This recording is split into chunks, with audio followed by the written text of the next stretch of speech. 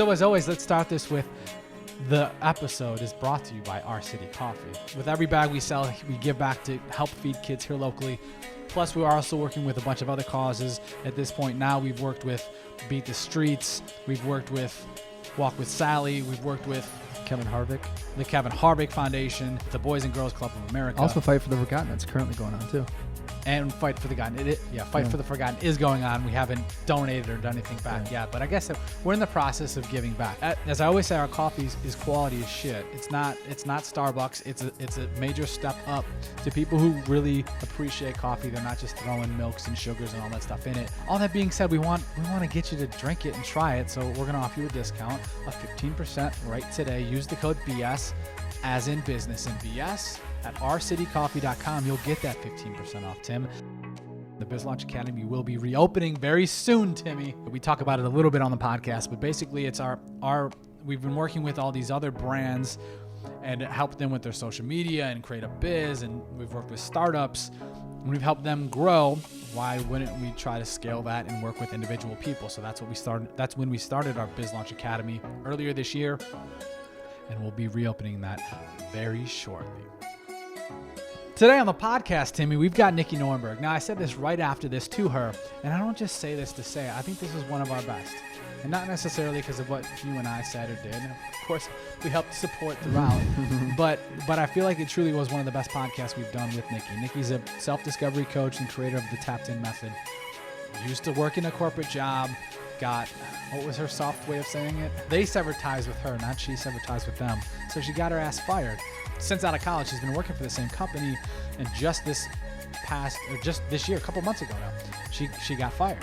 So she'd been working and doing some other things on the side. Now she's doing what she truly cares about. Probably super relatable to a lot of people who are in a position to where they don't like their job or they're not happy where they are in life. I shit you not when I say this is one of our best podcasts. And thank you for listening as always, and hope you enjoy. Nikki Norenberg. You know, I do that sometimes. I don't know why. Do what? The little the name thing. You know, sometimes usually people clap at a live audience. Yeah, we're rolling, by the way, just if you didn't gather that. Oh, by the way, I should have said this before we started, but as we talk, if you feel yourself talking away, just move the mic closer. Sweet. It's adjustable. We're riding. Great. The live audience. Sometimes we'll talk to people and I don't even know their last name. I guess I could have just been like Nikki.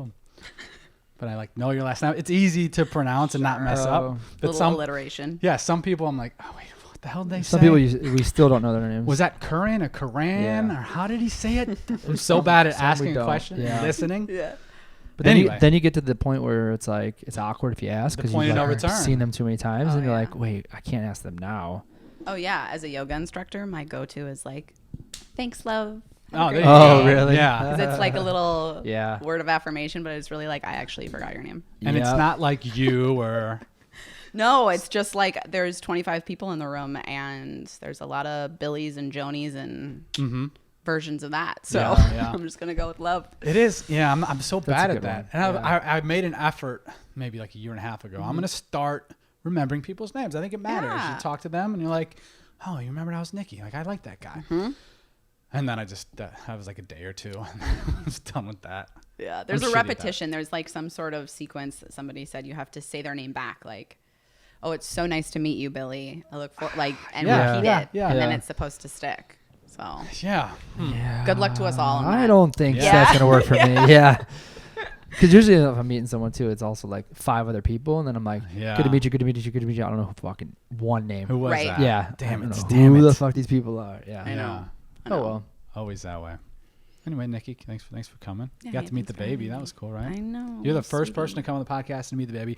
Also, the second couple to be on the podcast. Oh, yeah. You and fiance of Gunther, who we had on. Who was the other one?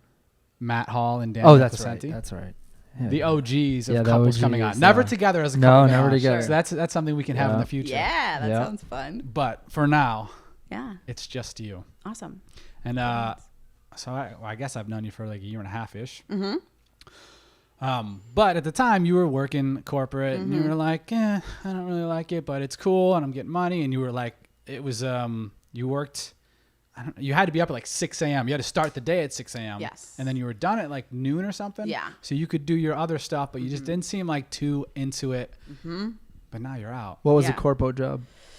Not big pharma, Big JK. pharma. Small pharma. Okay. So I went to college, did the whole thing. I thought that I wanted to be a med device rep, but I fell into an internship with a pharmaceutical company. So I thought, okay, whatever, that works.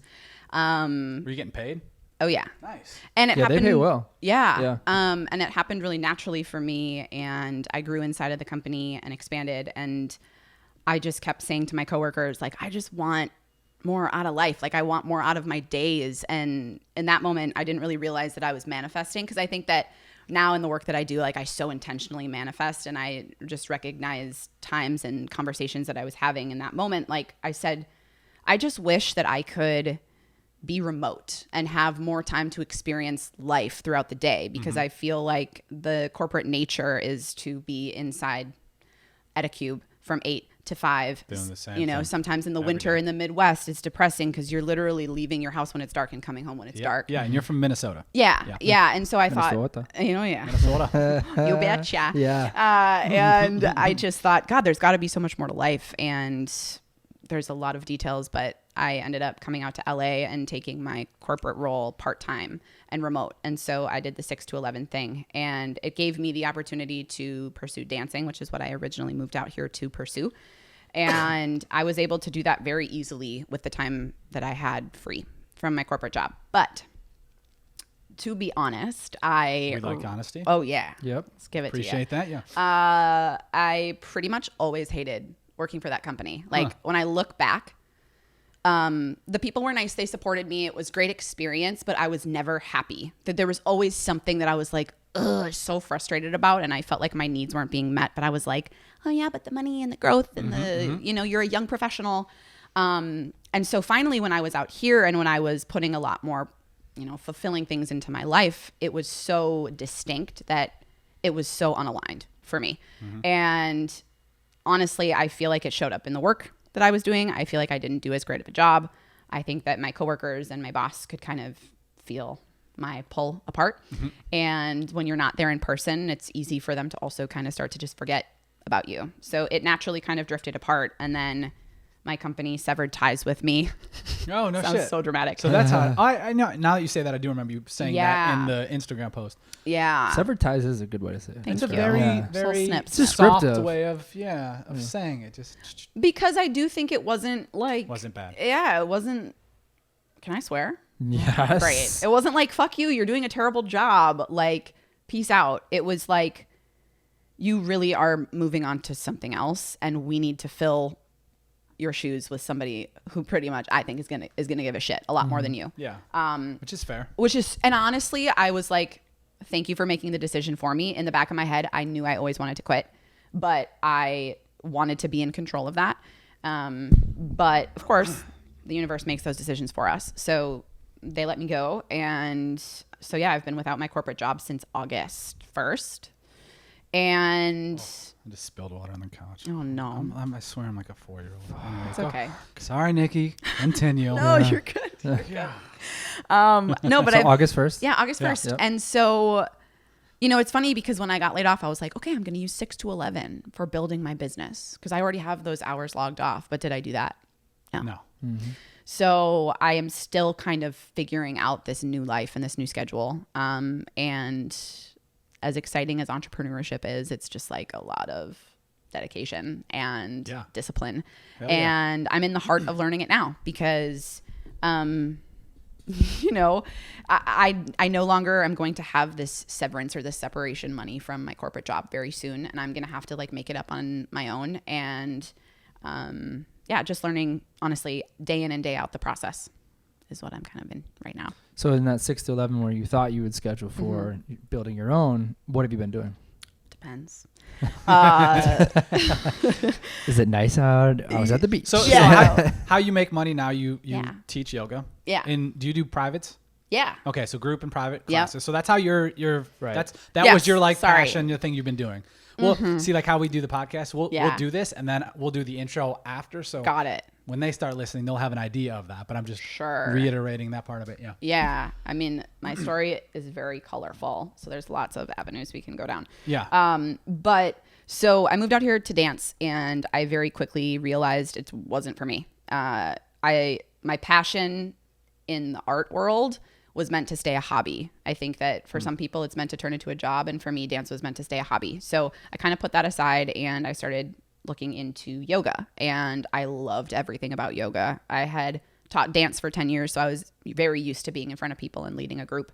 But yoga was so much more about self-development and personal transformation, which I obviously geek out about. So I thought, wow, what a great thing to be entering into while I'm also going through a major transition and self-discovery process myself.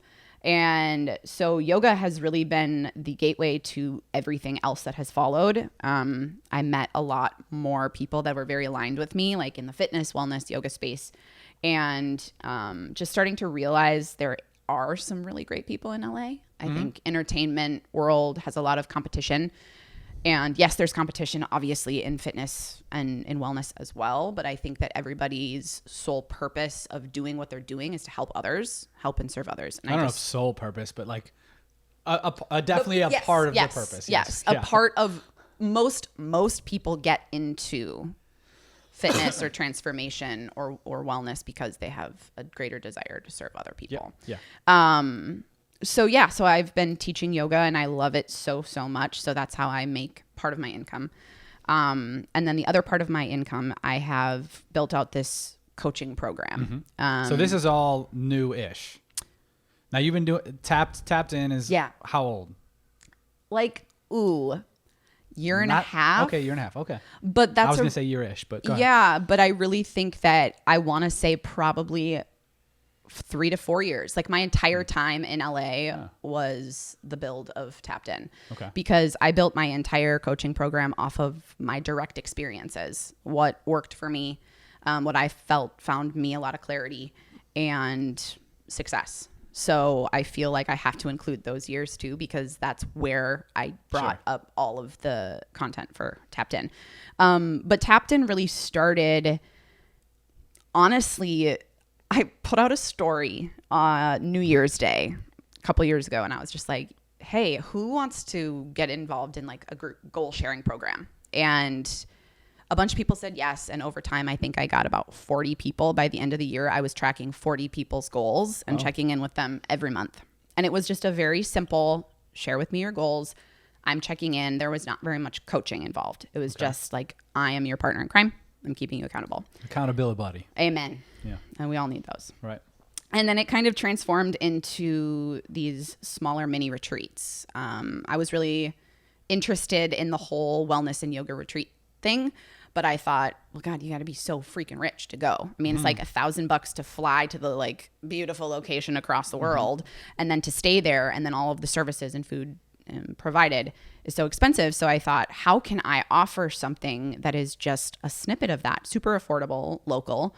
So I created these mini retreats, and I kind of played with them over time and shifted the structure of them. But it was really essentially getting a group of people together. We did meditation, yoga. I led a self-discovery or a self-development conversation. And then I would lead them through some specific journal prompts, and I would leave them with this community building exercise.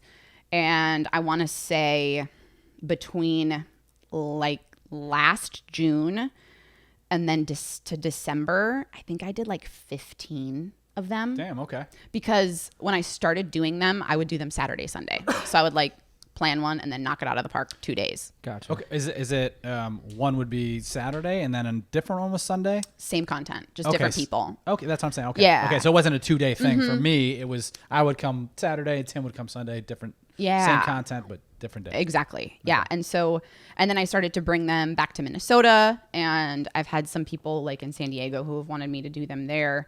And I love doing them. Like my favorite thing is to actually be in person with people and talk to them and watch like these aha moments drop down and watch relationships get formed. But this whole time while I was developing these retreats, behind the scenes, I was building my coaching program because I knew that I wanted to make an impact directly on people's lives that were going through similar things that I had experienced. Because I think that I see, personal development, it works in this kind of funnel. It's like you listen to a podcast and you're inspired. And then you go to an event and you're inspired for a little bit longer, but it might leave you, right? Mm-hmm. And then you invest in a group coaching program and you're inspired and you take action. But when you're working with somebody one-on-one, you're fucking there because you paid probably more money for it. And you are at a point in your life that you are so desperately seeking some sort of transformation. And like, those are the people that I want to work with. Don't get me wrong. Like, I want to work with all levels of inspiration and do the podcast and things. But I feel like to begin, I want to offer the highest value of transformation. So focusing on one-on-one coaching is kind of what I ended up pursuing. And I built out this program, and that has been pretty much my focus. I launched it technically in June. And since June, I've worked with about 8 clients. I'm still in the process because it's about 3 to 4 month program. So yeah, that's so 8 clients. How do you get those? Are those people that you'd already been doing some sort of something with, or randos just reached out on Instagram like, oh, you got a thing? I need this. Yeah, it's really interesting. Every single person that has been so far in my program either knows me very well as an acquaintance or an acquaintance of an acquaintance. So everybody has like a point of contact to knowing me. Yeah. No complete strangers. Okay. Yeah. So that's been really cool because I think that where I'm from, Minnesota, Minneapolis, I think a lot of the people there crave, like, wellness is just starting to really blossom there. And so it's like the development space, whereas like in LA, it's like everywhere. Right. Yeah. It's not as unique here. Right. And so the people that are, I feel like, really, really paying attention and acting on it are from Minnesota or the Midwest. So that's pretty cool. It's our people. You're speaking to our people. Yeah. Yeah. Yeah. I mean, you see like how stuff's so different here. Yeah. You go back home and you're like, oh, you don't know that you shouldn't be eating cereal for breakfast. Oh my God. It hasn't got there yet. Don't even get me started on nutrition and food. Yeah, it's bad. Yeah. It's bad. Our family's bad. Our immediate family's pretty decent, but like extended family's horrendous with what they eat and diet and yada yada. Anyway, that's a discussion for another day and something I frequently talk about. Yeah, I know. Same. Yeah, like I'll go home and my mom will have whatever we have. I'll be like, Ma, why are we even buying this stuff? She's like, well, that's what they want to have. Ma, we don't need to, like, let's be the supportive team that doesn't provide that. Well, and I think that they, the family or the friends, always see it as us being at a place of being like better. And we're like, no, it's actually coming from a place of like care. We know these things and we want you to be healthier, make better choices because we want you to live longer. Right. That's it. Right. Yeah. Do you know Nora, right? Yeah. Okay. Oh, yeah. Yeah. I've seen you somewhere together. Yeah. But I saw her post something the other day and I just thought it was funny because it was like, Nora's been on the podcast, Tim, of course. Yes, and it was like something about eating healthy and how much it immediately can help fix your body or fix your mind or whatever it is. And then I wrote something back like, it's so obvious. Like go drink tonight. You're gonna feel like shit tomorrow. Go have a delicious, nutrient-dense meal tonight, and you're gonna feel great. Right. Like you're never gonna feel tired after a quality meal. And it's so obvious that this happens every time we do it. Yet we continue to do the dumb shit, and then like, I don't know why I feel like shit. Yeah, exactly. Why am I hungover for 2 days? We used to party hard at one point, and we'd be like, we'd do it on Friday because we wanted to be good for Monday. If we did it on Saturday, we'd still be hurt. Right. Screwed. Yeah. And we can't give yourself a 48-hour grace period. Oh yeah. But if I had 3 beers tonight, I would be dead. It would take me last time what the hell's today? October? Yeah. October 23rd. When was the last time? Maybe like I don't know, over like the summer, like the where you had more than a couple? Yeah, when I was like going after it. I mean, maybe it took me like till Wednesday of the next. Oh my God. Yeah, that's so crazy. Like till your brain starts, getting right back into it. But it takes you like 4 or 5 days. Feel humanish. Yeah. Well, and I think that like in college, we operate kind of at this like lower state where your brain doesn't have to be like, sure, we're taking tests and listening, but are we really? No, not really. But like as an adult, when you actually, especially if you're in like a creative space, your brain is your fuel to everything. And like the second that you cut it off with some sort of alcohol or weed or something, it's going to just cut that off and then make you feel like shit, and you can't access the same creativity the next day. Yeah, I mean, I like weed, but and I don't smoke. I haven't smoked it forever. I haven't smoked it forever. But when I do, I like it. Yeah. But I feel the same if I have like 2 slices of shitty quality, unquality pizza. I'm like, totally. Oh, like my brain is just mush. Mm-hmm. I mean, I like my pizza. You can do it. Yeah. But I heard someone say this recently where they're like, most people are used to operating on like 80%. Yeah. So they don't know that they could be feeling better. They just feel like how they feel. Yep. You know, they're used to having pizza and burger and then eating a salad for lunch and doing this, and they feel pretty good most of the time.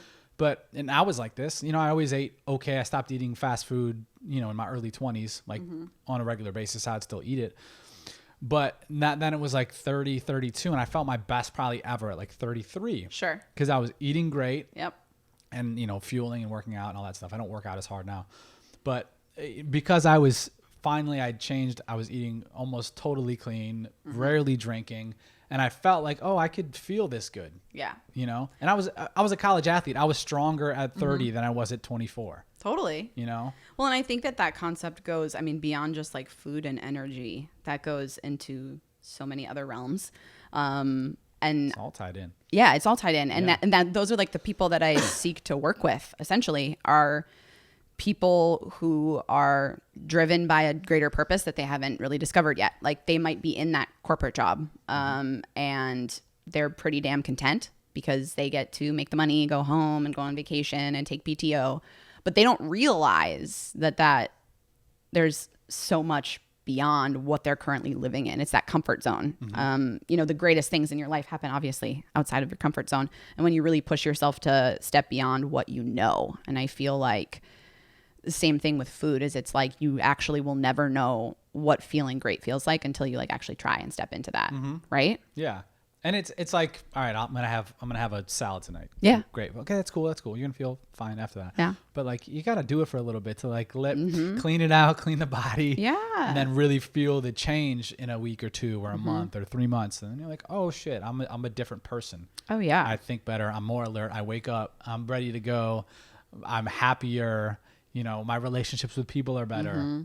It's like a domino effect. Everything comes back to habits. Yeah. And I think that's one of the most important things for anyone to pay attention to, whether you're trying to track your fitness goals or your business goals or your food goals, whatever. Yeah.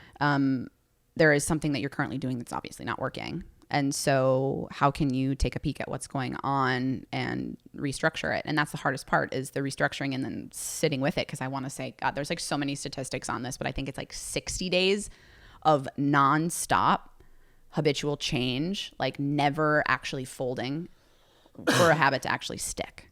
You know how hard that is for people. So hard. People can't do anything. Yeah. No. They can't like try to not eat shitty food for a day. Yeah.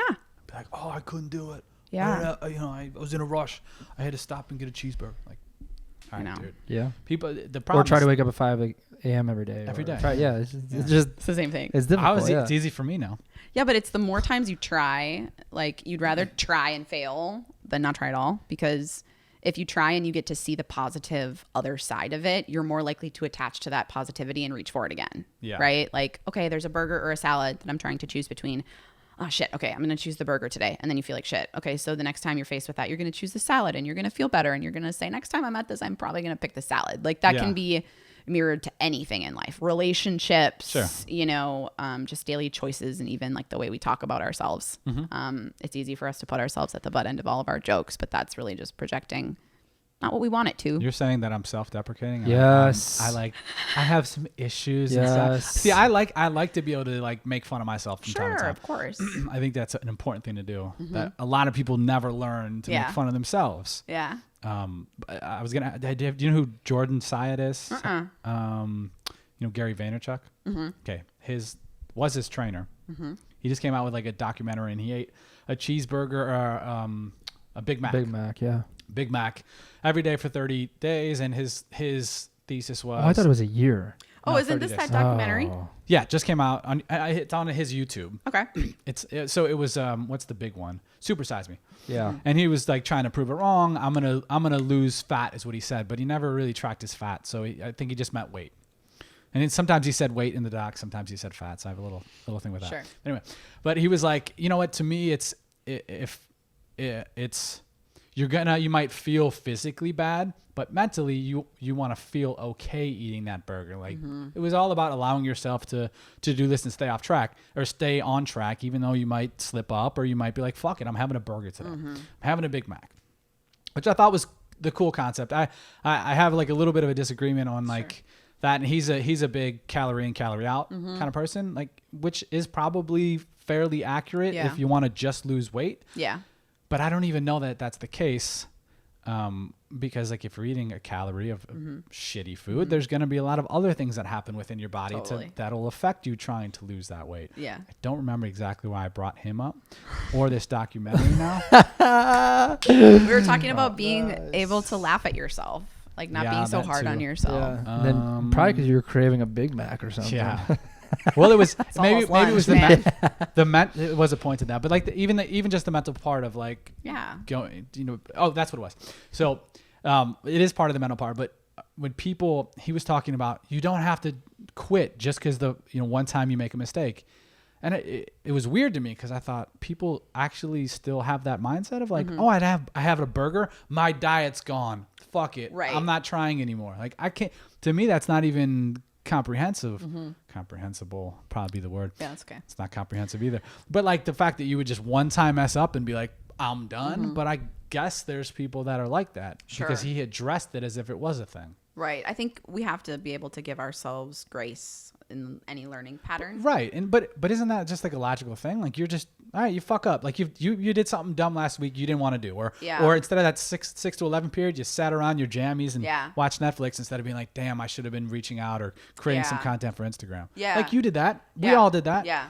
But that why is that a thing that would make people quit and just not like be like, fuck it, all right, next. Yeah, I think there's two different kinds of mindsets out there. There's the fixed mindset, which is the person who is like, oh my God, I failed, I can't do this again. That's and then crazy. There's the growth mindset. Yeah. There's actually an entire book on it, and they do study in like med school, and the med school students who have a fixed mindset, if they fail, they talk themselves into like being in such a black hole of failure that they actually don't succeed. Whereas med school is like apparently designed to make you grow and expand beyond like the textbook memorizing, fill in the blank. It actually makes you think beyond into a growth mindset where you have to actually solve problems. And so if the growth mindset ends up, let's say not doing so great on a test, they see that as opportunity of like, where's the gap that I didn't learn? Like, let me try to find that. But I think that we all have a little bit of both. I think that there's a lot of people are more heavy on the fixed mindset in the more structured world. Well, and maybe that's so rooted in you start in kindergarten and you got to pass a test. God, yeah. You got to memorize a thing, and then you got to pass this, and then the PSAT, and then the SAT, and it's all just memorizing shit. Some of it you care about. Probably rarely do you actually give a damn about what's going in the brain. Absolutely. I was talking to the girl who cuts my hair, brought her daughter over yesterday. Barbie, shout out Barbie. She's definitely not listening, but she should be. Definitely should be. Yeah, she's cutting hair and braiding hair. Yeah, her daughter's 14, and I was like, "What classes? What are you doing in school?" And she has to she's in a private school. It's a good school. She got a scholarship to get in, and they have to pick a path, like a general path. And hers was like biomedical science or something. And she's, in high school. Yeah, but that's like what you want to go to college for. Okay. So they start to just kind of guide you in a direction. And so what is it, October? So she's been in school for 8 weeks, and she's like, I don't like it. But I was like, well, what classes are you taking? And it's all like, algebra 1. Basics to biomedical, and it's private school, so it's religion class, and then blah blah blah. And it's like, well, all right. So she's of the classes, she liked one of the classes she's taking. Yeah. Like she actually gives a damn. Like the hardest thing at 14 is to sit there for 6 hours or 7 hours, whatever school day is, and have someone shoot information at you that you don't give a shit about, and then you gotta remember it so you do okay and you pass the test to get to the next step. Right. Yeah, we're trained to be fixed mindsets just by education itself, which is a whole different conversation. I would love to see the transformation of the education system. But I think that when we're out of that world, is when people start to flounder and go, oh my God, what am I doing with my life? Yeah. So when you get out of that world, you're like 22. So you've been in that world for 17 years. Yeah. Your whole, like, every memory you have almost is being in that world. And then you're out, and you're right. And you start floundering like, wait, there's no, like, what's the next step? Someone's got to tell me what to do. Yeah. What do I? 1000%. And I, like, in my own personal journey, I did what I was supposed to do. I went to college. I, like, had Where'd you go to school? University of Wisconsin, Eau Claire. Oh, okay. So everyone's like, oh, so UW-Madison. And I was like, no, it's a sub school. It's 1,500 people. It's great. A lot of bars, a lot of great people. Cool. But, I thought, great. Okay. I want to go into med device sales. I want to, have a family by the time I'm like, 28. That's what we do in the Midwest. Yeah. Yep. Yeah. And just like have the house and do all of the things. And I got all of those things. Like I remember, I think I was like 25 and I had a serious boyfriend, a dog, a cool loft downtown, a great paying corporate job, and all of these dance jobs and projects I was a part of. Everything that I like worked toward that I thought that I wanted my whole life. And I was like,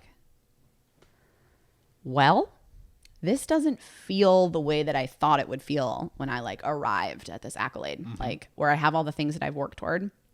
And my gauge for that was like, I was not my best self. I was not showing up 100% in any of my relationships. I feel like I was being very selfish and negative, and I was pulled way too thin. And I was like, if I'm living my best life, I will be my best self and deliver that, because I'll be just like aligned with whatever the hell I'm doing and the energy that I produce. And so that's essentially when I was like, all right, I'm going to, I guess, take dance and go to LA and try to figure it out because.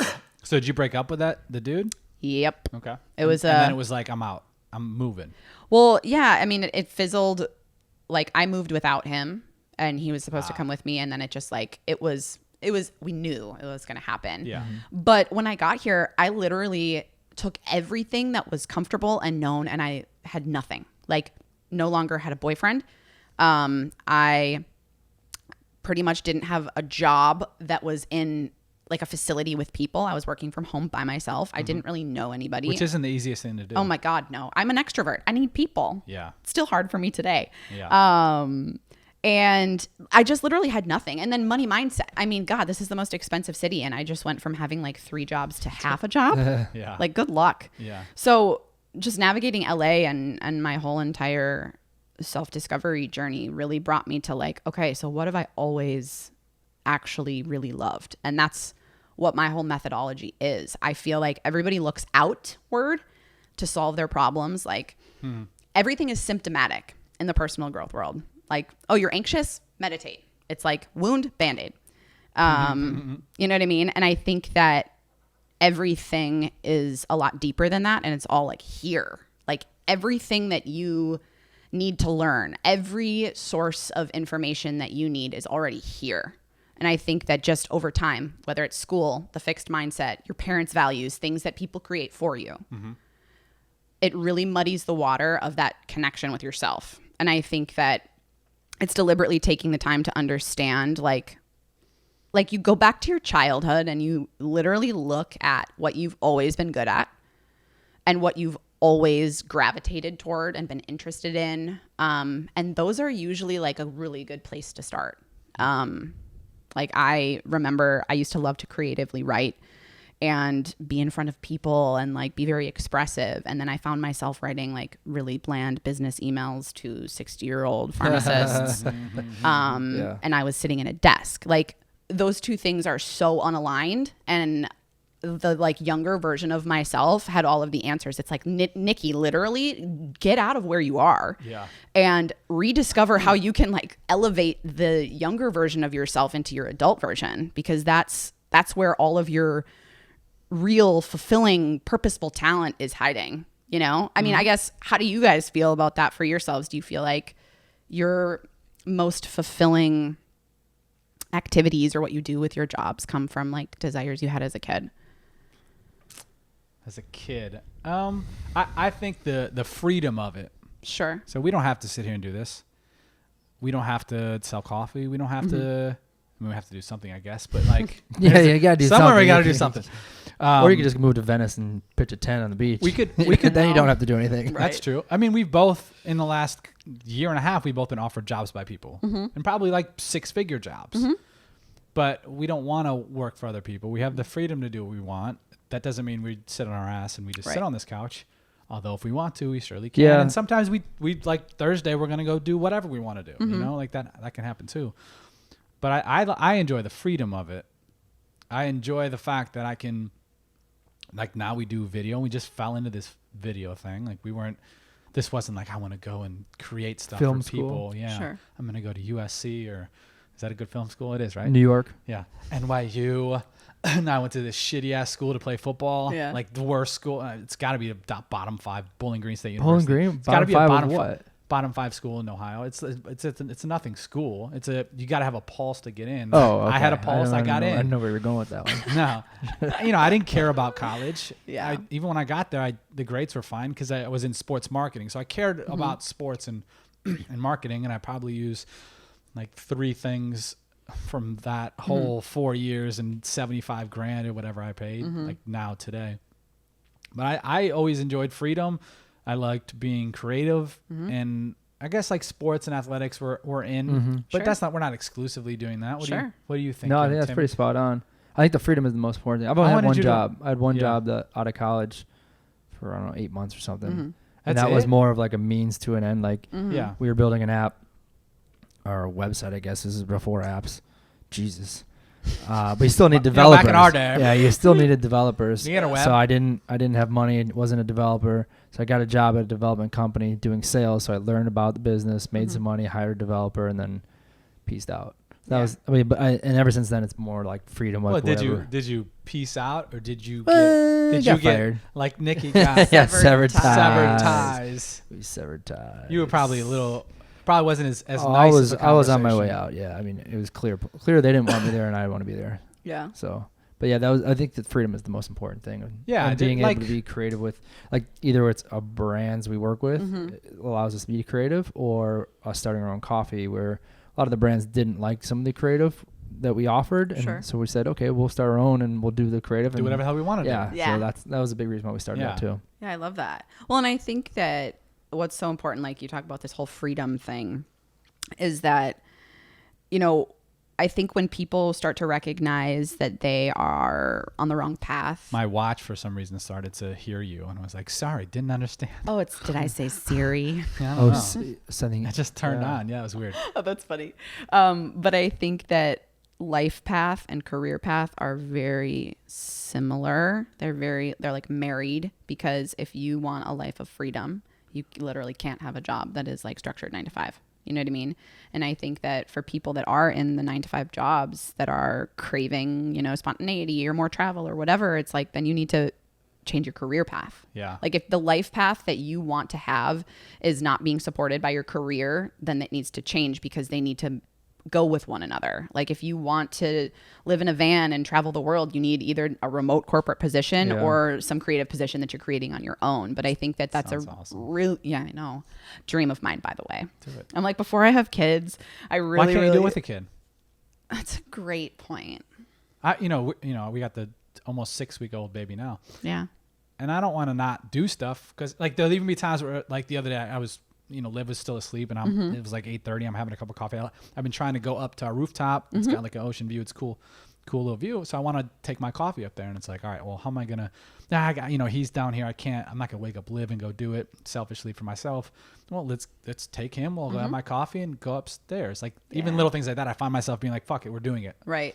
But we definitely don't want to not do stuff because of the baby. Yeah. Just like, maybe it becomes tougher, but. Yeah, but I think that's a really good point. And I have to constantly remind myself of that, because we keep coming back to the Midwest, but all of my friends and family like have the traditional, like buy the house and do the raising kids thing. And that's how I was raised, and it was really lovely. And I think it's great when people choose to do that. But I do think that, especially living in LA, people make every situation work. Yeah. You know what I mean?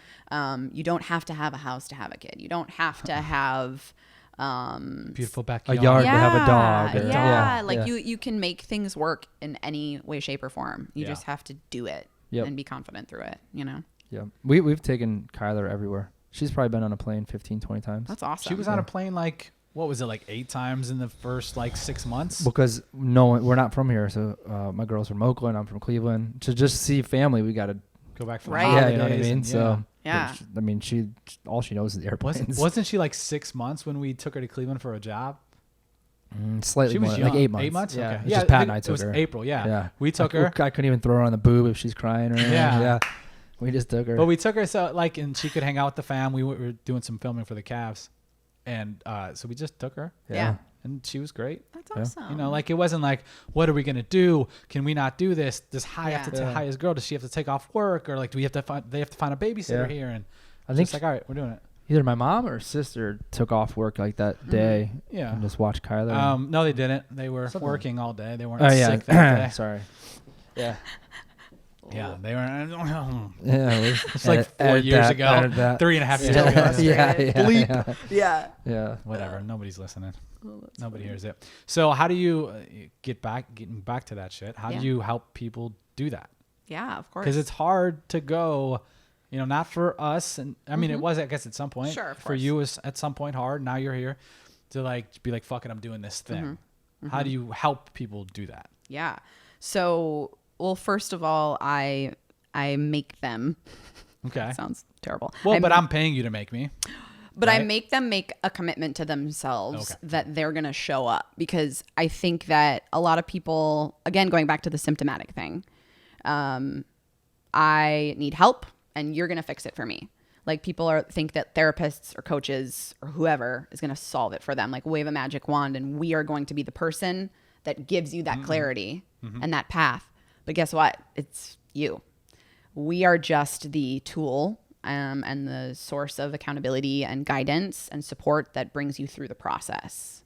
And I think that it really allows for me, when I work with people, I understand how bad they want the clarity and the shift and the actual new direction by how they show up in the program. If you don't show up, I feel like you don't really want it bad enough. But so the way that I help them through is I have like this 6-7 module program that dives into a bunch of different layers of self-discovery that worked for me.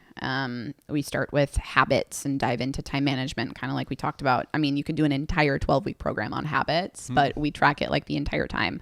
And then we dive into your values system and really define and make sure that you're following the right values. And if so, why aren't you using them in your days?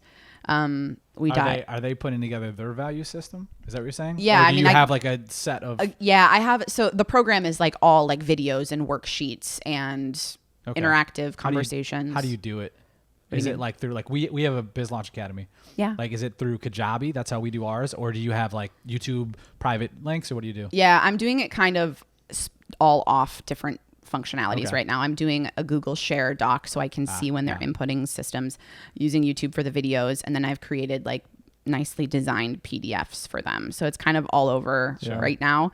But I just wanted to get it started. Sure.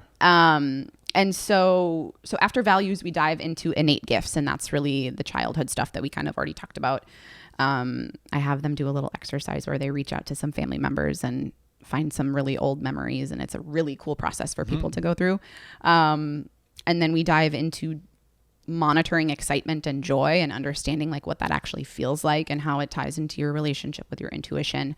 And then I have them expand beyond themselves and really look into the community beyond them that they really admire. I think it's important, especially in the social media world that we live in. Everybody compares negatively, but there are people that you gravitate towards that really expand your horizons, and you really want to know, like, how did you get to where you are? We have so many similar qualities. And instead of being like, why can't I have that? You try to look at the person and say, I can have that.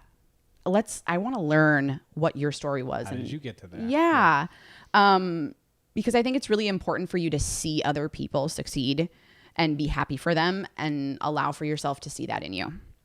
And then we end the program with this whole like goal setting ritual situation where we go through everything we've learned and surfaced and create a really nice roadmap that takes you out of the program and into the world, right? And what's lovely about the way that I've structured this is they're all really separate topics, and they surface different really transformational moments at different times. Like, you know, I had a girl have so much clarity during the innate section because she was really suppressing a lot of her gifts from childhood. And then I had another girl have a lot of transformation happen in the excite module because she was like, oh my God, I like don't even pay attention to what actually makes me happy. I just operate on autopilot. So it's structured because it works differently for everybody. And it always surfaces in one place. And then from there, everything you start to realize is intertwined and works together. Sure. So yeah. And so you started in June. Yeah. Right? You officially launched on this. What problems have you seen? Because I'm sure you've adjusted to what you've done. Or like, how hands-on are you? Are you weekly? Like, are you bi-weekly coaching calls? Okay. But I allow myself to bi-monthly or bi-weekly? Bi-weekly. Oh, so twice a week. Yeah. Wow. No. Twice a month. Every other week. What does bi-weekly mean? It actually, am I right? Are you no, right? you're both right. Oh. Yeah, it's weird. We've looked this up before. Fucking English language. I know. They literally are both correct. We're the worst. Our language is so fucking weird. So every other week. So bi-weekly could literally mean both. Okay. So every other week. However, I make myself available to them 24/7 if they want to send me a voice memo, a text, or an email to ask a simple question. Great. Yeah. So how do you set those calls up? Do you have one of the Calendly or Calendly, whatever it is? We just coordinate schedules, really. Yeah. I found that works best because honestly, I'm working with a lot of different time zones. And so I just have like little gaps that I can choose. And I'm like, this one or this one. Yeah. So what was your original question? I'm sorry. About any issues and adjustments. With whether like, you know, you work with me or you work with Tim, it's going to be a little different on how we succeed. I'm actually like in the heart of kind of niching down right now. Because I think that when I launched, in general, I want to help everybody, but I can't. Right. And I initially launched with the idea that I wanted to help women in transitions. So it could be like post breakup or, you know, in the middle of a job or just trying to self-love practice. But I find that my program is really most beneficial for purpose-driven, success, like professional, like people who are seeking transformation, not just like, yeah, I'll do this to level up. Like people who are actually seeking a pivot in their lives and a pivot in their life or career, and career usually being the main point. So how do you like personally assess whether or not I'm really doing that? I'm just trying to level up, or like, I'm just not really feeling this job right now. I have a series of questions that I ask, and I can usually tell pretty quickly. But what has me really, I don't want to say confused, but I did have a client that came to me she had no idea she didn't like her career. She came to me because she had just had a breakup, and she was like, I just need to give back to myself and really discover what I love about myself. And doing my program, she realized, oh my God, I hate my job. I'm on the wrong path, because I discovered that I am like literally meant to be an artist and a creative. And this excites me. I've never been this happy or excited in my like adult years. And I said, if my program was geared toward shifting your career path, would you have come to me? And she said, no, but that's what I discovered in doing it.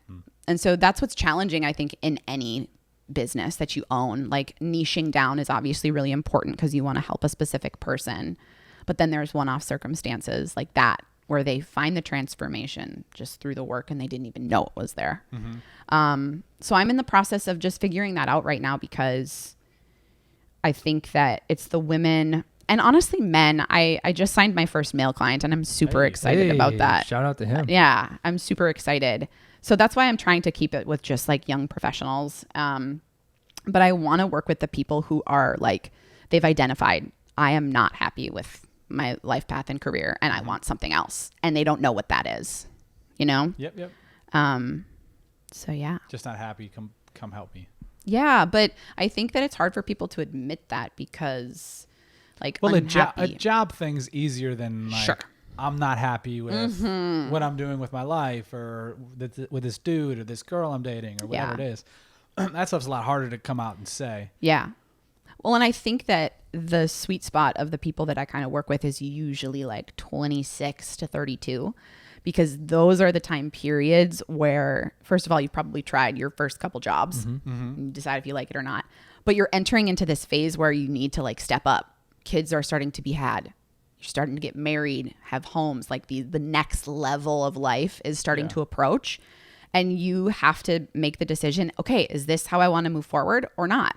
And of course you can always change. It's not like, okay, you enter into that phase of life and you can't go back. But I think it's easier to make it as you enter into like those phases of life. Yeah. And then when you talk about, again, where we're from, if you're not entering that phase, everyone around you is entering that phase. Yes. And then if you're not there, or if you get into that phase and then you're like, oh shit, how do I figure out the rest of my life here? Now you're worried because this person is there and that person's there. And then you look at yourself and I'm miserable and I'm 34. Right. What am I going to do? Right.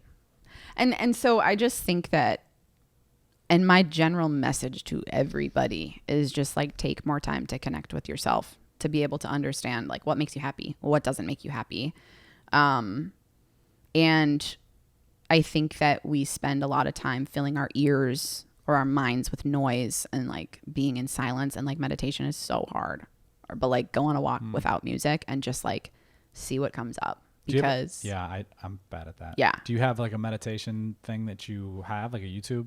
No, I don't. Meditation, yoga. No, you want to do a guide? Yoga, maybe. Meditation is something that I still struggle with. I'll do it maybe once a week. Okay. Do you know our buddy T-Mac? Have you ever met I T-Mac? know him like of him through Lauren. Yeah.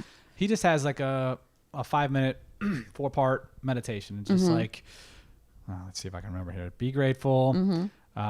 He says like put a light over someone throughout the day. Like think of someone in your life, you know, like your family. What does success look like for you today?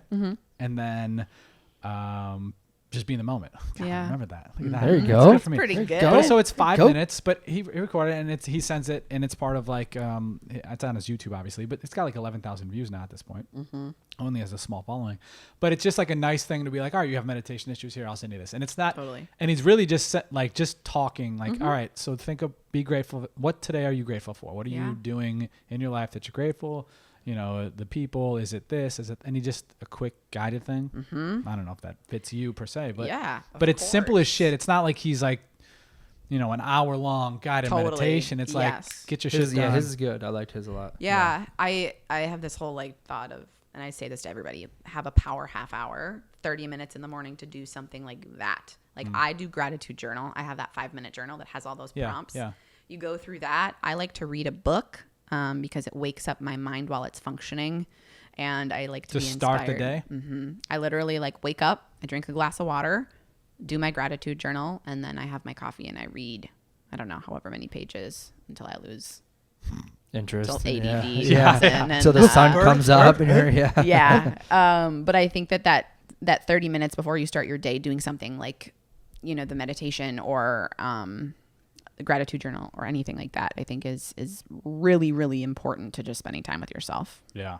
I think 30 minutes for me would be damn near impossible. Yeah. Well, you would just have to really. You couldn't do it in the morning. No, you'd have to. You actually. I'd have to do like no, because I'm usually up with Kyler and we hang out in the mornings but like even like if I dropped her off, then like by the time I drop her off at school and I get back, it's like 8:45 in the morning.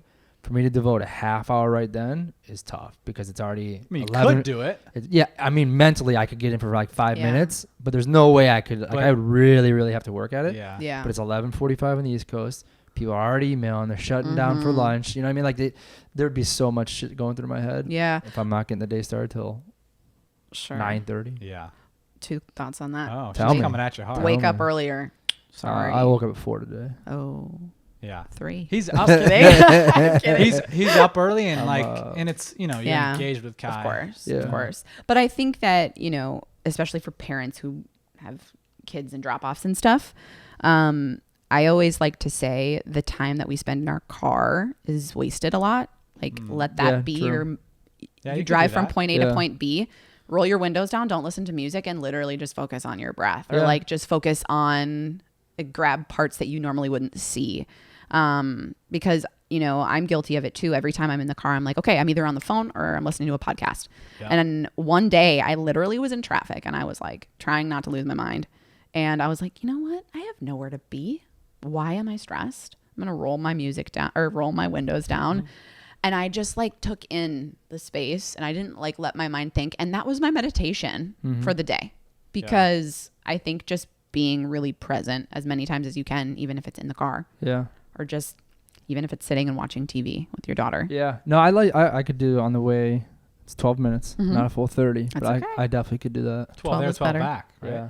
Well, 12 there is, we're usually singing back. You together singing. in the car. There's a performance. If I was meditating or just listening, she'd be like, Dad, what the fuck are you doing? Yeah. I was riding my bike. I don't remember which it was, down this bike path, and it's Marina Del Rey, and it's gorgeous, and it's like right on the water, and it's like a 30-foot bike path, and everything else on the right and left is water. And my headphones died.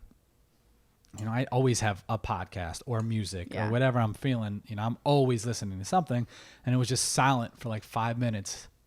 So it must have been running. Now I think about it, and I was like, "This is so great." Yep. Like just to hear it, I'm hearing myself breathe. I'm hearing myself, the feet. I'm hearing the birds. I'm hearing the boats. I'm hearing UCLA practices the rowing team. I'm hearing the coach. Left, right. I don't know what they were saying, but I was like, this is nice. I need to do this more, and I don't do it enough. Yeah, because if you just think about it, it's like there are moments of gratitude. There are moments of realization. There's moments of connection that we're all missing every day. And clarity. Yeah, that's the keyword. one I get fucked with. Yeah, because we're always filling it or asking for somebody else's opinion when, again, it's all here. Like your answers are inside, and they're not anybody else's. They're not going to look like anybody else's. It's only your own. And so why not build a better relationship with yourself? Spend more time with yourself. Yeah. I always think it's weird too. People are so like they like you said, they want you to fix it. Well, they want answers from like, I was gonna say Kevin Hart. Kevin Hart's not giving answers right now, but like The Rock, or this guy, or this girl, and like, oh my God, this person's so amazing. Like, well, you're probably amazing, and they just happen to be like, hey, I know this stuff. I'm gonna tell you that stuff. Right. I like to say, consume less, create more. Love that. So instead of like, like your shit's good. There's people that I like that have good shit, but there's a lot of just like the same stuff. Totally. And even people I'm friends with. And it's like, you're saying the same thing that she just said, that he just said. And like, I don't need to hear that. Right. Done. Instagram off. Like, totally. Let me go figure something out for me. It's interesting that you say that. When I was developing my program, and maybe some people think this is naive, but everybody's like, you need to really research and like look what other people are doing, or like get your specific life coaching certification. And I was like, what? I actually don't want to do any of that. I want to actually turn off the noise and create everything from my own self. And that's what I did. Cool. And that's how I've learned to be a coach, is just by myself, like learning how to be around people and have conversations that bring them through breakthroughs and stuff. But I purposely turned off the noise and created my own thing, because then I was a lot more proud of what I came up with, and B, it's all personal experience, which I think is your best experience anyway. Yeah. Are you a certified life coach now? Why would you need to be certified? Who certifies you to be a life coach? Yeah. Like how do you get? Who do you? What the hell does that mean? I'm not really sure, because I've never looked into it. I've never had the desire to have the title of life coach. Who's qualified to say this is how you're supposed to do life? I honestly think it's just like it's a certification that people want to have. I think like, but you can't be a yoga instructor without the certification, but like you can get hired as you can get hired as a coach if you're not a life coach, because you call your own shots. But some people might seek out life coach certified people. Yeah. So that's just up to them. But I just feel like I've literally been coaching friends and peers and students my entire life. Yeah, you're doing it. Yeah. So we both used to be personal trainers. I talk so fucking fast. It's okay, same. Especially when I got some coffee in me. Some R City coffee. I was going to say R City coffee. Community coffee today. Yes, indeed. That was a great segue. Yeah. But we both used to be personal trainers, and I was never certified. He was never certified. But we played college football. Like we know how. Yeah, we've worked out our whole life. And I've worked in 2 different college strength and conditioning programs. Like I've done a bunch of shit, and rarely would I have anyone ask or question it. But if they ask me, I'd be like, I'm certified by the streets. Like I'm in it. Yeah. And some people would just be like, haha, yeah, okay, I'll come in for the first. Like would do a free session, and I just had one person one time not respond. But handful of other people were just like, yeah, okay. Like, what does that mean? I think that it's a lot of it is just like natural gift, right? Yeah. Sure. You're good at the things that you're good at, and over the experiences that you've had, like that's why you want to pursue them. Yeah. Right. Well, yeah, and I think people want that validation of like, okay, are they certified that I'm validating that they know Sure. something, Yeah. or we play college football is the same kind of you're validating something that okay they know something Sure. about how to work Well, out. It's the same yeah. type of There's thing. also lots of dumbasses that play college football that don't know shit about shit. Sure. So I get like the idea of like a validation or validated something